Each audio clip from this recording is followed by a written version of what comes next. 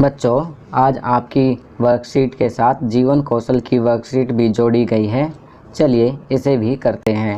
उपविषय पत्र लेखन एवं संवाद।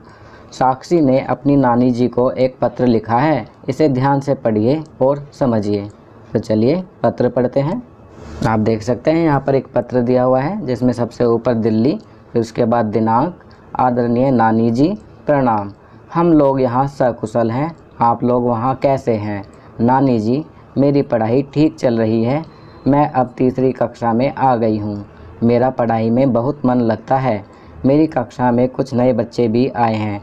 इस बार गर्मियों की छुट्टियों में हम लोग आप सबसे मिलने ज़रूर आएंगे। हम लोगों को आपकी बहुत याद आती है।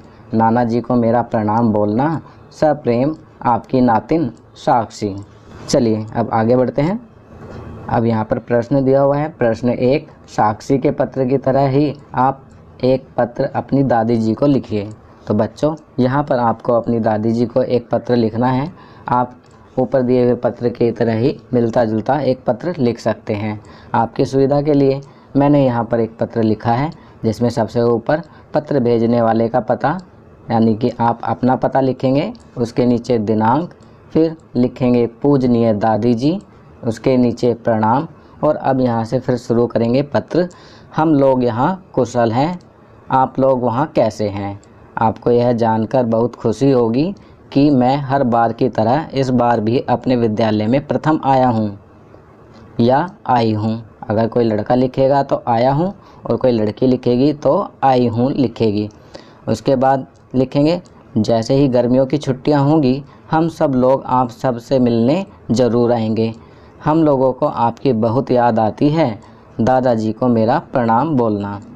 नीचे लिखेंगे सप्रेम, फिर आपका पोता या पोती।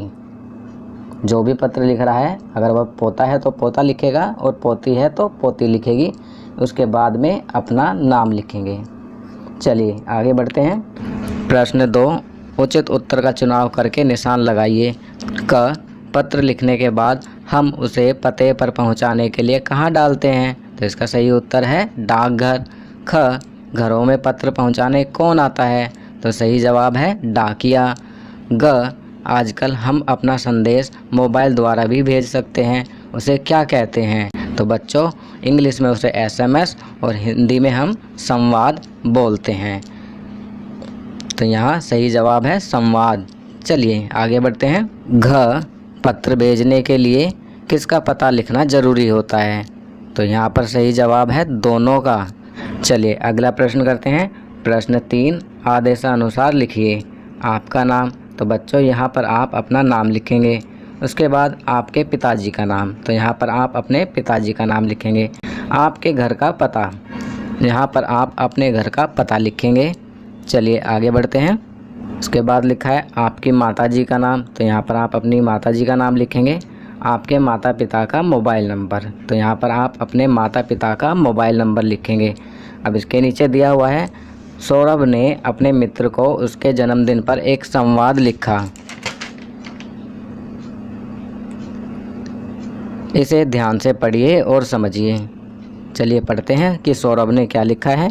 प्रिय मित्र, मेरी और मेरे परिवार की तरफ से तुम्हें तुम्हारे जन्मदिन की ढेर सारी शुभकामनाएं। आशा है तुम्हारा दिन अच्छा बीते। तो यहाँ पर जन्मदिन पर शुभकामनाएं भेजी हैं सौरभ और उसके परिवार ने। चलिए आगे बढ़ते हैं। अब यहाँ पर प्रश्न 4, सौरभ के संवाद की तरह आप भी अपने मित्र को कक्षा में प्रथम आने की बधाई एक छोटे से संवाद द्वारा दीजिए। तो बच्चों, यहाँ पर हम लिख सकते हैं प्रिय मित्र, मेरी और मेरे परिवार की तरफ से तुम्हें कक्षा में प्रथम आने पर हार्दिक बधाई। भगवान करे कि तुम जीवन के सभी इम्तिहानों में इसी प्रकार सफल होते रहो। तो बच्चों, ये वर्कशीट यहाँ कंप्लीट होती है। अगर यह वीडियो आपको अच्छी लगी तो इसे लाइक एंड शेयर ज़रूर करें। अन्य विषयों पर बने हमारे लेटेस्ट वीडियोस को देखने के लिए चैनल को सब्सक्राइब करना ना भूलें और देखते रहिए हमारा channel knowledge kingdom. Thank you.